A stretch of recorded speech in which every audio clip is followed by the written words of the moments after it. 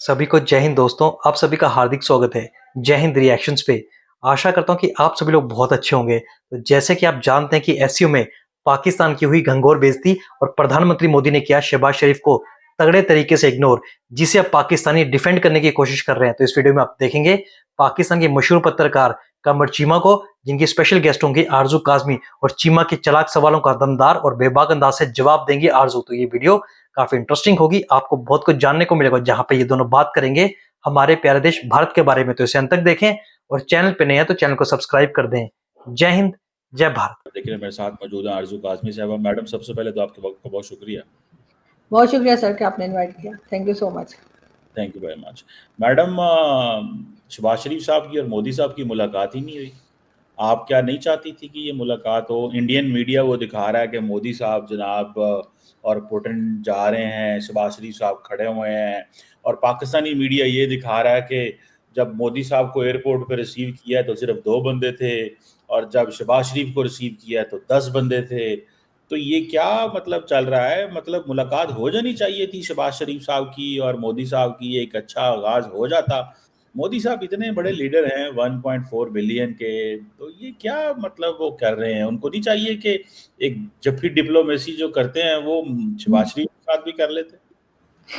Sir सबसे पहले तो जो मोदी जी पहुंचे और उनके साथ कम लोग दिखाई दिए, वो पहले शुरू में मुझे भी ऐसे ही लगा। मैं भी बड़ी हैरान हुई कि ऐसा कैसे कि चाइना ने इनको रिसीव करने के लिए चाइनीज कम आए और हमारे प्राइम मिनिस्टर को इतने सारे रिसीव करने आए।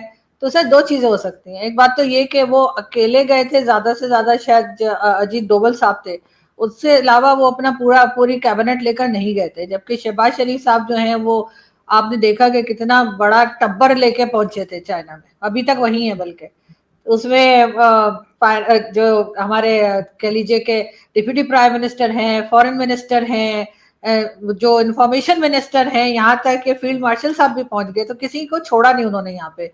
तो इसलिए शायद उनके साथ आपको रश दिखाई दे रहा था, क्योंकि आधे से ज्यादा तो अपने ही लोग थे जो शहबाज शरीफ साहब के साथ जहाज से उतरे। मोदी जी के साथ तो एक आधी बंदा गया है, तो वो भी कहीं दाएं बाएं हो गए तो वो दिखे नहीं। और दूसरा वो जो आप कह रहे हैं कि दूसरा हो सकता है कि चाइनीज ज्यादा इसलिए भी चले गए और शहबाज शरीफ को लेने, समझो शायद हमारा पैसा वापस करने आए, तो उन्होंने कहा होगा जरा अच्छा सा वेलकम दो ताकि कुछ पैसा तो ये लोग वापस करें। तो उन्हें नहीं पता कि हमने नहीं देना उनका पैसा।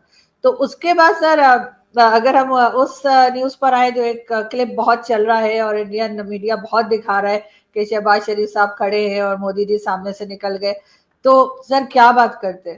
फिर वही बात आ जाती है। अभी आप लोगों ने जो फ्लड यहाँ पर आया है उसके लिए आप मुसलसल भारत को इल्जाम दे रहे हैं। ना आप ये कह रहे हैं कि मिसमैनेजमेंट हुई है, ना आप कह रहे हैं अपने डैम नहीं बनाए, ना आप कोई क्लाइमेट चेंज या इन्वायरमेंटल चेंज की बात की जा रही है। ज्यादा ज्यादा यही कहा जा रहा है जी भारत ने पानी जमा करके और फिर पाकिस्तान की तरफ छोड़ दिया, और ये एक तरह का ऑपरेशन सिंधु 2 जो है वो किया गया है। ये बातें हो रही है। तो आपके ख्याल से जो सामने से निकल रहे थे मोदी जी, तो उनको शहबाज शरीफ साहब को देख के उन्हें क्या कहना चाहिए था कि और भाई सब खैरियत है? आप तो कह रहे हैं कि हमने आपकी तरफ सारा फ्लड हमारी वजह से आया है, तो हाफिज सईद और उसके घर वाले तो ठीक है ना, मसूद अजहर के घर में पानी तो नहीं गया? मतलब क्या पूछते मोदी जी? आपके ख्याल से उनको क्या पूछना चाहिए था? मैडम, उनको तो चाहिए था कोई डायलॉग, कोई बात, कोई इतनी। वैसे तो अपने आप को जादू की जप्फी, वो तो बंदे को पकड़ लेते हैं, आपको पता है। रास्ते से बंदा भी गुजर रहा हो तो उसको पकड़ के जप्फी डाल लेते हैं। तो शहबाज शरीफ के साथ भी अगर जप्फी डाल लेते तो हालात बेहतर हो जाते, साउथ एशिया का फ्यूचर चेंज हो जाता, ये सारा टाइम जंग के बादल जो हैं वो खत्म हो जाते। तो आपको नहीं लगता ये जंग के बादल खत्म करने के लिए मोदी साहब को एक बड़ा लीडर का किरदार अदा करना चाहिए? क्या 11 साल हो गए हैं वजीर आजम है, वो क्यों हमले करने पे क्यों यकीन रखते हैं? सर इसलिए कि यहाँ के लोग भी नहीं चाहते कि जो जंग के बादल हैं वो खत्म हो। यहाँ पर भी लोगों का उसी में फायदा है। वरना आप भला बताइए, आपने देखा था लास्ट टाइम जब पहलगाम का इंसिडेंट हुआ था, या पहलगाम अटैक जो हुआ था, उसके बाद मोदी जी उस वक्त सऊदी अरेबिया के विजिट पर थे। वो अपना विजिट शॉर्ट करके और वापस आ गए थे। या उस वक्त कितने लोगों की जाने गई थी? 27 या 28 लोगों की जान गई थी। यहाँ पे कई सौ लोग जो है अभी तक मर चुके हैं फ्लड में, और हमारे प्राइम मिनिस्टर 6 दिन के विजिट पर पहुंच गए हैं चाइना, और मतलब सबको ले गए हैं साथ। मेरी तो समझ में नहीं आ रहा कि आपके मुल्क में इमरजेंसी है, आपके मुल्क में इतनी आफत आई हुई है, तो भाई आप भी एससीओ मीटिंग अटेंड करें 2 दिन में और वापस आ जाए। नहीं, अव्वल तो उसमें भी नहीं जाना चाहिए था कि जी हमारे यहाँ इतना फ्लड आया हुआ है, हम इतने परेशान हैं, हमारे यहाँ आफत मची है, हम जगह जगह अब लोगों से डोनेशन भी लेना शुरू हो गए हैं दुनिया में। और हमारे प्राइम मिनिस्टर जो है वो वहां पर चाइना में 6 दिन के विजिट पे चले गए और सबको साथ ले गए, किसी को नहीं छोड़ा। मेरे ख्याल से मैं और आप रह गए, आप क्योंकि कंट्री में नहीं है और मैं क्योंकि ट्रैवल नहीं करती हूँ, तो इस वजह से मुझे नहीं ले गए। तो सर बाकी तो कोई पाकिस्तान में उन्होंने छोड़ा ही नहीं है, सबके सब वहां पहुंच गए। तो सर ऐसे में, और दूसरा मोदी जी जिनके साथ जपियां डालते हैं, बातें करते हैं, सर उनकी कोई पोजीशन है, वो दुनिया से जगह जगह जाकर पैसा नहीं मांग रहे वो लोग। कोई ये नहीं कह रहे कि जी हमें फाइटर जेट दे दो उधार पे, कोई किसी से ये नहीं कह रहे हमें इतने 1 मिलियन, एक मिलियन के लिए सर नाके नहीं रगड़ रहे वो, यानी वो मुझे रशियन बात से बात कर रहे हैं, वो जाके मुझे ये चाइना को चप्पी लगा रहे हैं। आप कमाल कर रहे हैं चीमा साहब। मैडम, आपने कहा उनकी पोजीशन है, हमारे से बेहतर किसकी पोजीशन है? 6 जहाज गिराए हैं, पोजीशन और जहाज और क्या कहते हैं, रोज ट्रंप कह रहा होता है, सुने मेरी बात सुने ना, पोजीशन की आप बात कर रही हैं। आप मुझे बताएं, इंडियन पार्लियामेंट के अंदर आज भी बहस हो रही है कि ट्रंप, कहो कि ट्रंप ने सीज फायर नहीं कराया, ट्रंप झूठ बोल रहा है, और हमारी वजह से इंडिया और अमेरिका के ताल्लुकात में इस वक्त एक बहुत बड़ा रखना आ चुका हुआ है, क्योंकि नरेंद्र मोदी मान नहीं रहे।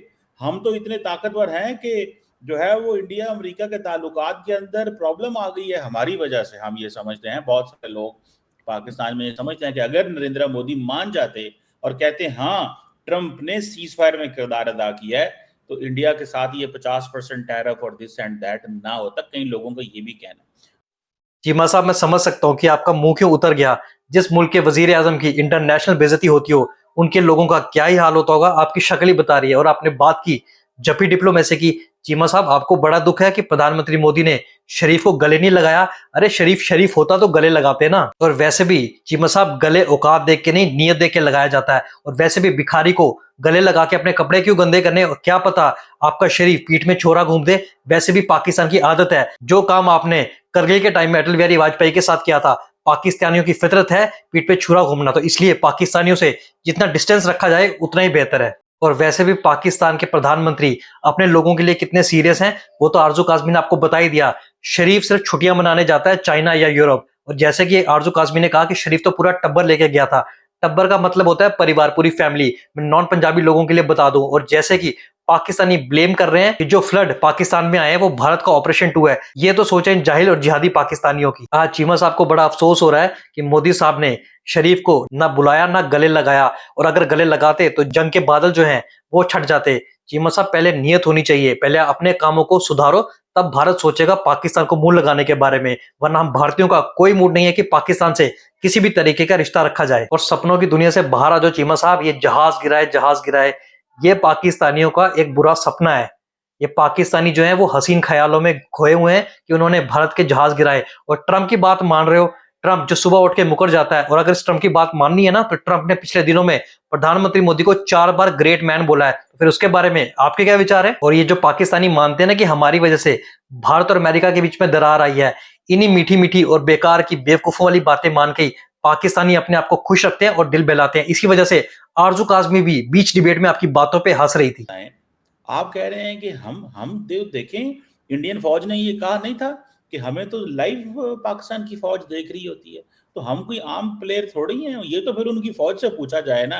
अब आप वैसे जो है वो पाकिस्तान की शहबाज शरीफ साहब की लीडरशिप को नहीं मानना चाहती तो ना माने, लेकिन जहाज़ों वाले मामले में, लड़ाई वाले मामले में जब भी हुआ है तो पाकिस्तान ने जो है वो टॉप किया है। आप देख लें, दुनिया कह रही है, आप बेशक ना माने, लेकिन दुनिया कह रही है कि पाकिस्तान ने जहाज गिराए हैं। ट्रंप ने भी कह दिया। वैसे सर अब जहाजों से आगे भी निकल आइए, आप लोग कब तक जहाजों में ही फंसे रहेंगे। और वैसे भी दुनिया तो अगर ये माने कि पाकिस्तान बिजनेस में अच्छा है जी, आप वो 65-71 से बाहर नहीं निकल रहे। अभी जहाजों को गिरे तो 4 महीने हुए। अभी तो हमने इसके ऊपर एंजॉय करना है। अभी तो हमने इनको साबित करवाना है इनको कि ये माने कि इनके कितने जहाज गिरे हैं। अभी तो ये मानेंगे। मैडम क्या करती हैं आप? थोड़ा सा कहें ना मोदी साहब को। आपका तो सर देख, आपको शो बिल्कुल रात बिल्कुल लोग देख के सुनते हैं। मुझे किसी ने बताया अंदर से, पीएमओ से मुझे आवाज आई। सर देखें, हमारी प्रॉब्लम यही है, जिस दिन दुनिया हमें ये मानेगी कि हम बिजनेस में अच्छे हैं, हम बिजनेस अच्छा करते हैं, इसीलिए वो इंडिया से बात कर रहे हैं सर सब लोग, चाहे रशियन प्रेसिडेंट हो, चाहे हालांकि चाइना से उनका कितना झगड़ा रहता है, लेकिन फिर भी चाइना इंडिया से बात कर रहा है क्योंकि उन्हें बिजनेस करना है सर। हमारे साथ उन्हें किस बात का बिजनेस करना है? हम तो यही बताते रहते हैं कि जी कभी 71 की वॉर जीत गए हम, कभी हमने 65 की वॉर में जीत गए, कभी कारगिल का जो ब्लंडर है उसको बताते रहते हैं, और अब एक नया तमाशा हमने ये शुरू किया है कि हर वक्त यही कहना है। अगर यही कुछ करना है, यही बताना है, यहाँ तक कि जो फ्लड आया उसके ऊपर भी हम कह रहे हैं कि जी भारत की वजह से फ्लड आया है, तो सर फिर वो हमसे क्यों बात करेंगे? और जो वहां पे खड़े हुए थे प्राइम मिनिस्टर शहबाज शरीफ, मेरा ख्याल है उनको तो उस रास्ते में खड़ा ही नहीं होना चाहिए था, ताकि इस तरह की फुटेजेस ना आती, इस तरह की स्टिल्स ना आते कि वो अजीब तरीके से खड़े हुए हैं और उनसे कोई बात ही नहीं कर रहा।